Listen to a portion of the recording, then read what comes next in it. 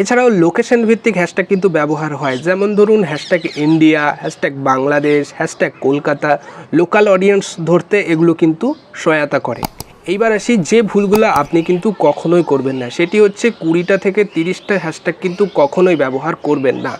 এবং ভিডিওর সাথে সম্পর্কহীন হ্যাশট্যাগ কিন্তু দেবেন না।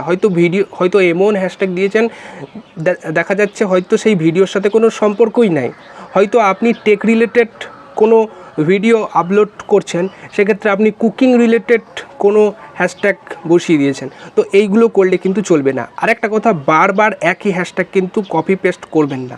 সবসময় হ্যাশট্যাগ মিক্স করে ব্যবহার করুন, ট্রেন্ডিং, ব্র্যান্ডিং এছাড়াও অন্যান্য মিক্স করে দিন, ঠিক আছে? প্রতিটি ভিডিওর জন্য আলাদা আলাদা হ্যাশট্যাগ ব্যবহার করার চেষ্টা করুন।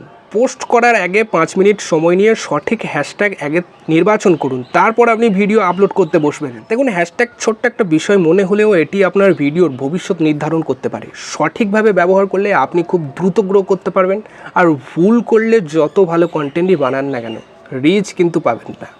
তাই আজ থেকেই সঠিক নিয়মে হ্যাশট্যাগ ব্যবহার শুরু করুন এবং নিজের ভিডিওর পারফরম্যান্স নিজেই লক্ষ্য করুন।